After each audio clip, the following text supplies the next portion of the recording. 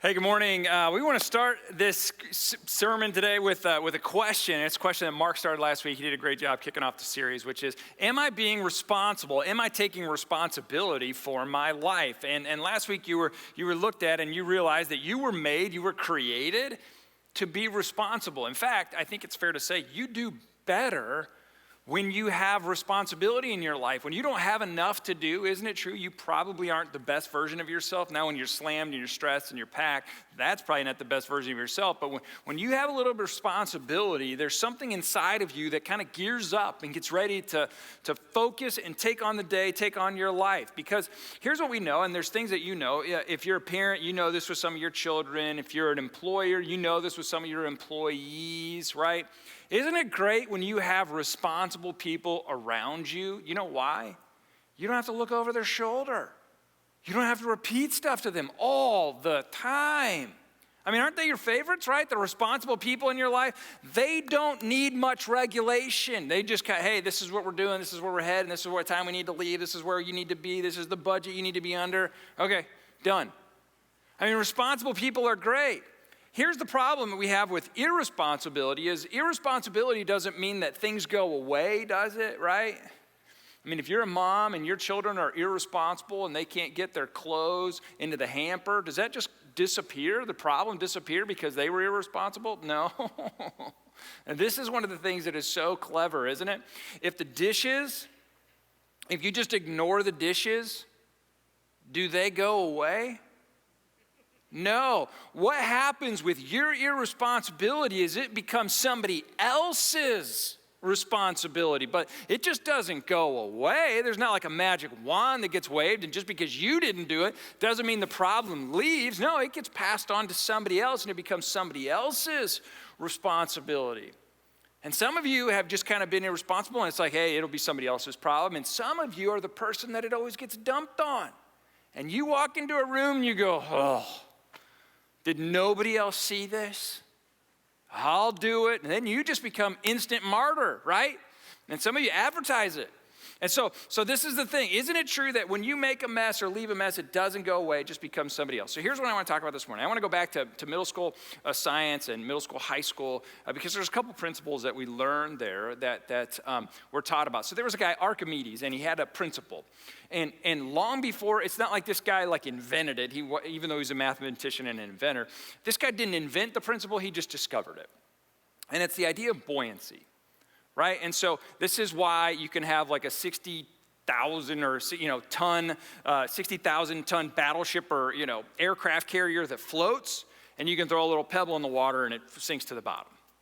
And he was the guy that discovered kind of buoyancy and this kind of thing, but he didn't invent it, he just discovered it. And so is it something that you can fight against? No, it's just a principle that's there. And so you've been the beneficiary of it, and you've, kind of worked together. If you're in a boat, you're the beneficiary. If you go out and swim and you're like, I'm going to walk on water today. It didn't work out well for you, did it? I think the same thing's true for like germ theory and all those things where it's not like they invented germs, they just discovered it, that you can reduce sickness if you wash your hands. And that was a big deal for hospitals, especially maternity wards in Europe and Switzerland, and when that was discovered. But they didn't invent it, it's just a discovery. So today I want to talk about a similar kind of principle that we're not going to like invent, it's just something that's already true. And here's what I know about this principle. You've been the beneficiary of it in some areas of your life. And then there's other areas of your life where it's worked against you. And I want to acknowledge this principle because if you leverage it correctly, it can really transform the future of your life, no matter what took place and how this worked against you previously in your life. Because it empowers you and it's going to motivate you to take responsibility for your life. And it's simply this. People reap what they sow. I know what you're thinking. That's about as mind-blowing as if you throw a rock in the water, it sinks. Isn't it? But it's true. People are going to harvest whatever they plant. Now, that can be uncomfortable for you because, at some point that could be cold, and I could look at your life and say, well, the reason you're in this situation right now is because that's what you planted, so that's what you get. And that sounds unfair and that sounds uncold, but then there's others of you that you're in the position you're in today because you invested well and you planted well. Every year here in spring, we always wonder what the farmer's going to plant around the parking lots here, and we don't know. But it never, without fail, it's so crazy. I mean, it's the craziest thing in the world. Without fail, never has it been wrong. If the farmer plants corn out there, guess what comes out of the ground? It's the craziest thing. Even if we were like, oh God, we don't want corn though, we want something else, it still turns out corn. And then some years it's beans, and we're like, what? There's beans out there. I wonder how beans showed up in the field. Well, somebody planted it. And the farmer gets it. Farmers get this. I mean, what they plant, that's what they're going to reap. What they sow, that's what they're going to harvest. And so when they get that thing, when you get this principle, it's going to transform the way that you live, because how you live now will have impact for what you reap earlier or later in your future. And it's so important to grab onto. So here's what we have. I want to look at Galatians chapter 6. Let me give you a little context. This book was written in kind of Asia Minor, Turkey area, modern day Turkey, Asia Minor. And it's a letter to this Roman province in Galatia. And they write this letter, and it's like written in 60. So you have Jesus that, he was crucified, resurrected, went to heaven in the 30s. And then, by 70 AD, you've got all of Jerusalem, the temple, everything's destroyed. So this is before that. About 80 or so, the Gospels get written down. So we're sometime after the time that Jesus has died, risen into heaven, and before the temple and everything is destroyed, and the Roman invasion and all this. This gets written, and this is the illustration, and this is the kind of the feedback that is pumped into these little churches that are starting to spread all throughout Asia Minor and into Europe. And this is the wisdom that is given to these people. And it's not like, oh my word, I had no idea. Nobody's going to say that today. What I hope you say is, oh, this is a principle that's worked against me at some times. I've got some situations in my life that are current because of decisions I made in the past. But if you can learn to leverage it, there will be things that happen to you in the future as a result of decisions that you make today. So let's jump in. Galatians chapter 6, verse 3. These are the words. If anyone thinks they are something, that's great, isn't it? If you think you're something, and the way you would think you're something is by comparing yourself to others. You've probably never done this, but you know people that have. Where you think you're something because you always look for somebody that has less or is less than you are, and you're like, well, I'm not as bad as those persons. I mean, when you were a student, isn't it true? If you're a student right now, you look, and when you call your parents and they say, hey, how's your grades? You don't answer them. What do you say? Well, it's not as bad as this other kid who's my friend. You don't even want to know. I'm actually doing pretty good. Well, what's your actual grade? Pretty good. Better than those kids. And this is what it says. If you think you're something because you're comparing yourself to others, when you're nothing, you deceive yourself. If you ignore these issues and you focus on other people's stuff, if you focus on other people's Instagram feeds, if you focus on other people's stuff, what you end up doing is you fool you.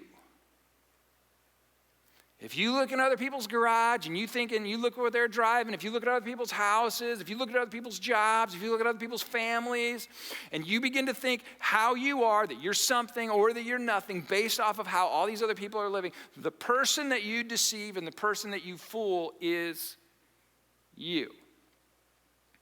So it says, verse 4, each of you should test your own actions. And the word there is a word that means critical examination. To give yourself, your own actions, critical examination, which means you need to look in the mirror more than you need to look at what everyone else is doing, what everyone else is buying, what everyone else is dieting, what everyone else is exercising, what everyone else is doing, whatever their grades are. You need to look in the mirror more than you need to look at what everyone else is doing. Because isn't this true? Isn't this true? I've done it. You've done it. This isn't like rocket science here. The more we look at other people, what do? We make excuses. We make excuses for ourselves, or we make excuses for other people. But if I focus on me, I'll actually make more progress. But if I focus on someone else, I'll probably make excuses. Well, they had, think about it. They had, her dad's rich. So, I mean, that's why they got what they got and all this kind of stuff. And I know it's not fair. Or we'll compare, and if we look at other people, we'll say, well, I'm not doing that as bad as. But if I focus on me, I'll start to make progress because I'll begin to evaluate myself against myself. Am I being the best version of myself? And you may start or stop, and it kind of cuts out the excuses because when our excuses, I think we always need to listen to our excuses. Are you paying attention to your excuses? Well, if it wasn't for, then I would. Well, if that hadn't happened to me, then I would. Well, my teacher was, oh man, right?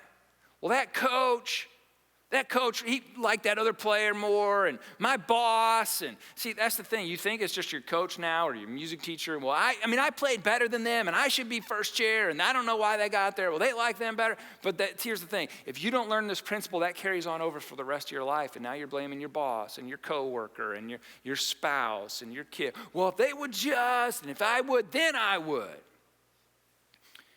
And what they said in 60 AD, as a way to encourage people and help them get out of this rut, is this is a principle that you need to know. That if you focus on you more than you look at what other people are doing, you will actually have more success with you. Verse 5. And I know it's going to be, let me just be real clear. It's going to be real harsh here for a while. So if you're like, geez, Lou. Yeah, okay, it is. Okay, but he'll turn it. Don't worry. You'll be all right. For each of you should carry your own load.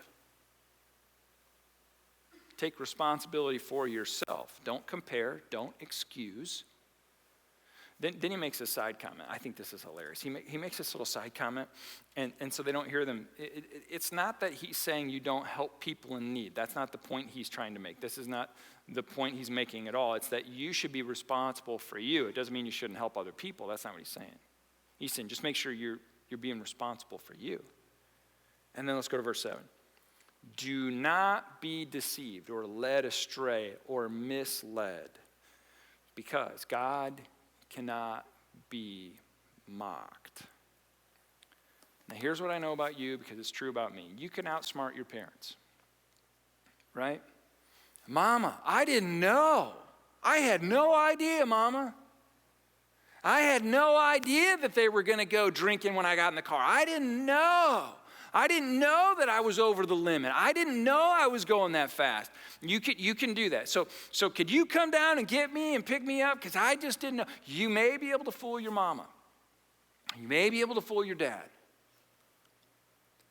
I didn't know that was going to be on the test. It's not my fault I got a bad grade. I didn't know. And your mom may go, oh, I know, that teacher's just terrible, aren't they? Oh, they're just awful, right? You can do that. I didn't know. I think the bank made a mistake in my checking. I didn't know that if I got my account that low that would happen. I didn't know. I didn't know that I was on my phone while driving. I didn't even know it was on, Mom. I had no idea. It turned on itself. I didn't know. And you may be able to convince your mom and your dad. But we're going to read a passage in here that it begins to say, but God cannot be mocked. Good, put that up. Verse 7. Okay. You may be able to get away with it in other places, but God cannot be mocked. So don't try that on God. Don't go to God, wow. Whew. Because don't think that God's going to pamper you or enable you. And this is why taking responsibility for my irresponsibility, like you wanted your mom to do. Because when we begin to step out, your mom can't come back and fix your problems. And so I've heard people pray this prayer, oh God, please help me to not be pregnant. Oh God, please, right? God, please help me on the final. I didn't study. I didn't even try. I didn't even go to class. But I need your help, God. I need your help. Enable me, Lord. Enable me. Fix. Help. And this is the really hard truth. People reap what they sow. Isn't it true that you've had some decisions and you got some outcomes in your life that you wish they would have been different? You even prayed that they'd be different. But the unfortunate thing is we realize over time, some of us realize after it's too late, that life is connected, that there's a correlation between what you did and what you said in the past and what's going on in your life right now. And God made it that way. It's predictable. If you plant corn, you're going to get corn. And there's some things right now, and there's some relational connectedness, and there's some financial situations, and there's some habits and their addictions that you may be struggling with right now. And you go, why is this here? And why won't this change? And it's because you planted corn. And so this isn't like good news or bad news. It's just news. It's just news. But you don't plant apple seeds and hope for a peach tree. Right? You don't plant grass and expect an oak tree to come up in your yard this spring. It just doesn't work that way. What you plant is what will grow. And if you ignore this, you'll ultimately reap the consequences. But if you leverage this, you can reap the benefits of this. Because there's huge, this isn't like an I gotcha. This is hey, this principle works for you in a whole nother way. Because there's a price to be paid for irresponsible living, and there's a reward for taking responsibility. There's a reward for doing the right thing even though no one is watching. Everybody will reap, and everybody will reap later. And later, I think that's the problem why so many of us give up too soon, isn't it? Later takes too long. You need some changes now, right? I want it now. I can't wait. And I'll just say some more stuff that is just fair, I think, okay? Like, the reaping is never fast, and the way that we measure is fair. It's not balanced, right? It's not commensurate or it's not proportionate when we have to invest and wait. Because many of you have lived your life, myself included, where we feel like we never get what we deserve. Isn't it true? You've sat next to somebody, for years. I mean, like, think about this. I mean, it's not relative. People are sitting in prison right now for 15 to 20 years for something that they did in 15 to 20 seconds. It's not commensurate. But they're reaping kind of what they sowed. And then we have other people where they've put in a lot of work and done without for years. And now they're reaping the benefits of this. So I think this would be a good place to start. First, identify the chaos in your life right now. What is in your chaos zone right now that you're like, why is this happening? What are the things you're praying for right now? And later in the service, you're going to write stuff down. For some of you, you will, and you'll write prayer requests down, and you're going to stick them on there. Pause for some of them. Now, health-related things, that's a whole other thing. But for some of the other things that are in your life, what are the things that, you want God to fix and change? But right now, it's just the way that it is that way is because of something that you may have planted, and now you're reaping it. So let's go back. I made a list. It's not an exhaustive list. It's just a list. Here's some of the ways that I want to go back to decisions that maybe you made, and now you're reaping what you've sown on this, and these are kind of the ones that you did. If you choose to prioritize work over your kids, you're probably going to reap that later. If you choose to prioritize your kids over your spouse, you'll probably reap that later. Some of you chose to purchase that house. And your parents were like, I don't know, that seems like a lot. And you're like, well, we know what we're doing. And now you're reaping that. Some of you chose to party instead of study. Some of you chose to not exercise and eat right. Some of you chose to cheat on your taxes. If you chose to hide the credit card from your spouse, if you chose to say yes to an invitation, if you chose to go to that website, if you chose to put that on your credit card, I mean, these are things that we sow in the moment and we reap later, right?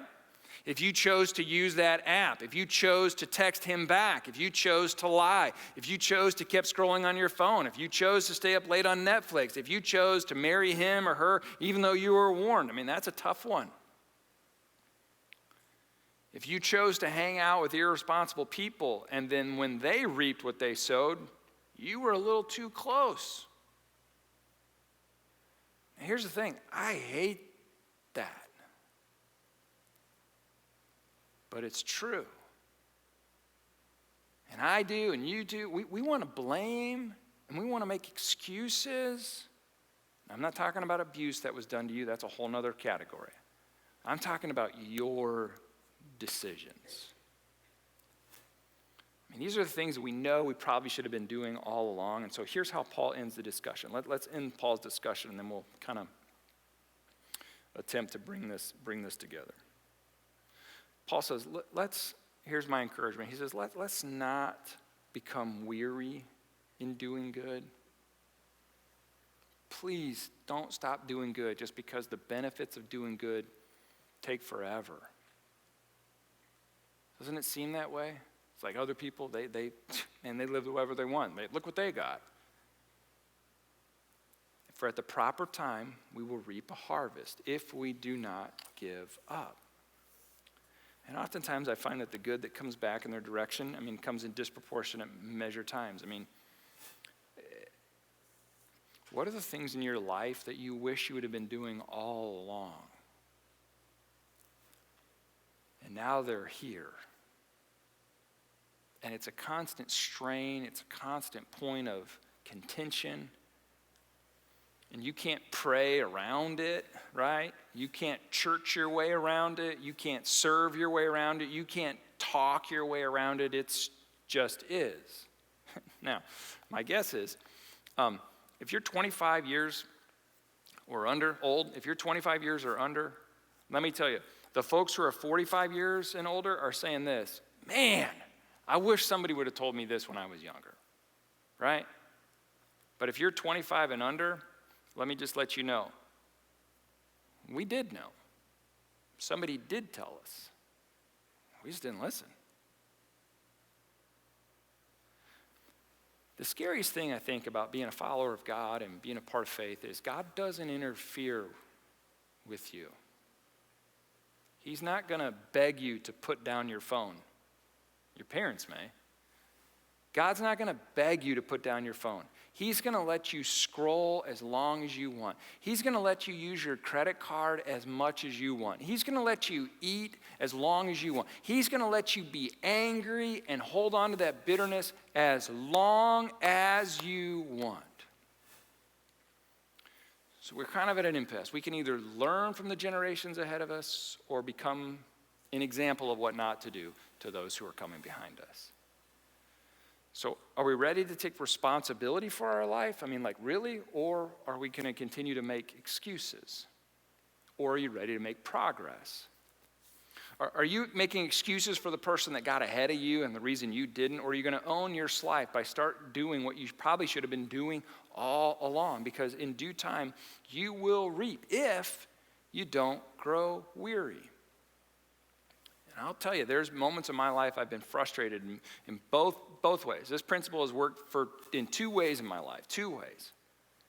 Things that I've done in my past that were stupid and sinful, I've reaped the benefits, and there's consequences. And in my life, I've also been frustrated by doing the right thing and not seeing the benefits. Have you ever done that? You've done the right thing and you've not seen the benefits? It's like you've saved, and man, you can't get ahead. You don't eat out, right? You use cash. You don't even use your credit card. And it seems like, man, I just can't get ahead. Everyone else is like cutting corners. Wasn't it frustrating for some of you who, in gym class or when you played sports, and it's like, there was always guys that cut the corners when you're supposed to run laps, and they'd cut the corners, or they'd stop working when the coach wasn't looking at it. And like, you put in all the work, and that kid got to play. Isn't that frustrating?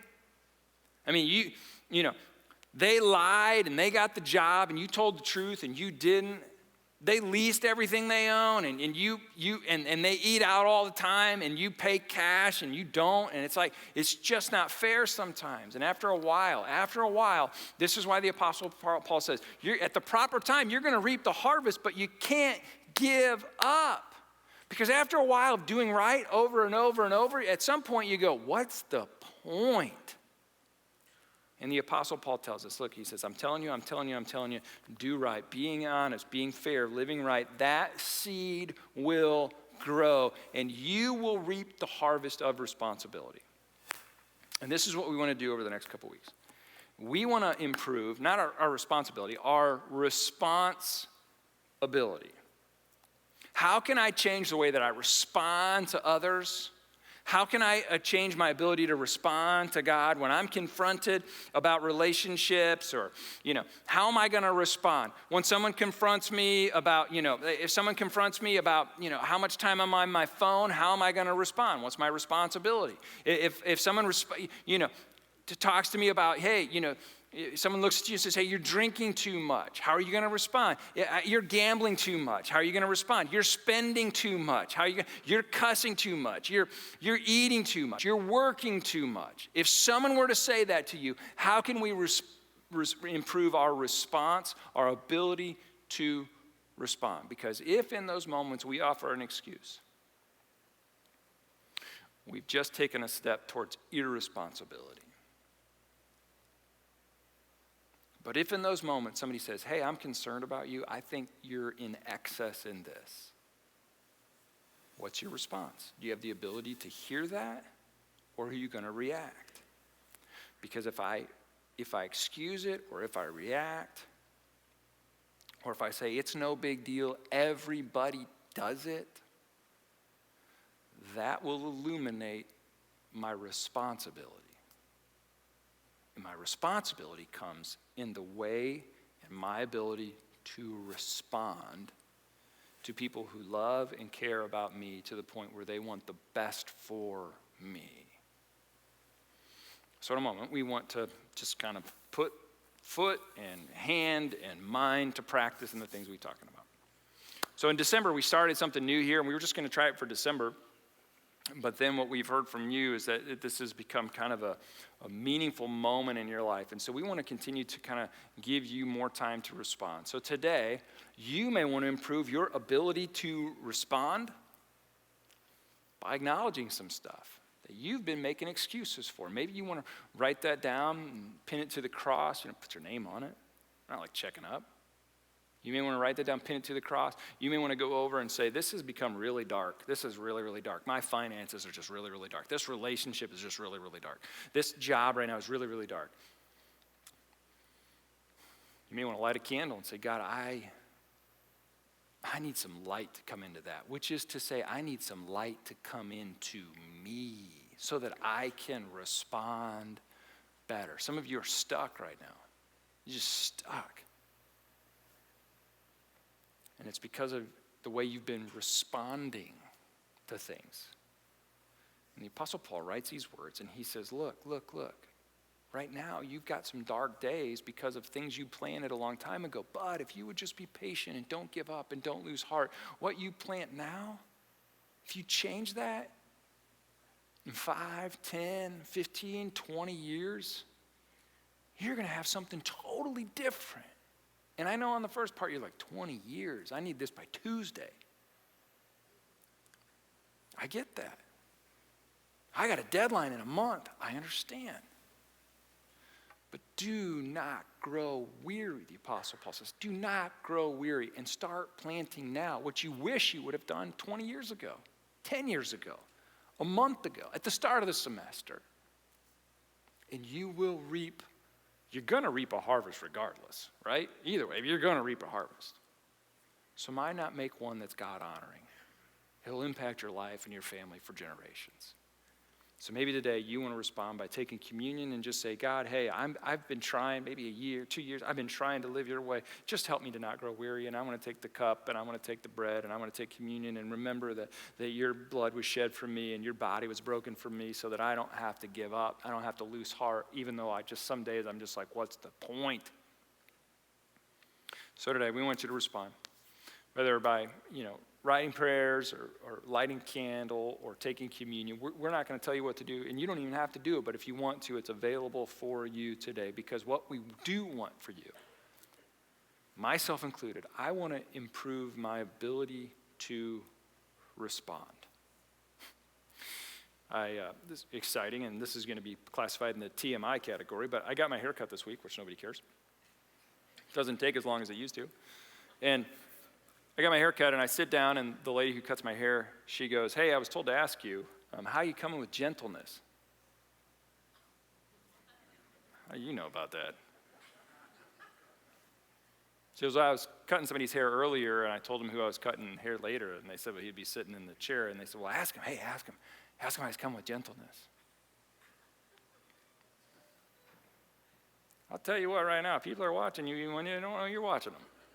All right? It was a reminder that I want to continue to improve my response ability because it just doesn't impact me. So let's all sow seeds together that we committed to earlier this year of the fruits of the Spirit so that God can improve our ability to respond, which ultimately will make us more responsible. And I'm going to tell you right now, your spouse is not going to get mad at you if you're more responsible. It's just not going to happen. Oh, would you stop it? Not going to happen. So if you want to respond today, they're going to sing a couple songs, so you're going to have some time. Maybe you just want to sit for a minute and pray and spend time with your Heavenly Father to grow that relationship, and then we'll continue to move. Let's pray. Father, right now, we are very aware that what we are, reaping now is what we've sown before. And for some of us, that's good news, and others of us, we go, oh, man. But would you help us today to help our response to you ultimately so that we can improve our response to others, which will make us more of who you want us to be, which is more like Jesus. So in a minute, we're going to come and we're going to light candles to some dark areas in our life, and we're going to write prayer requests to you. Maybe we're going to confess some stuff to you, and then we're going to share in the Lord's Supper of those who want to do that. It's your name we pray. Amen.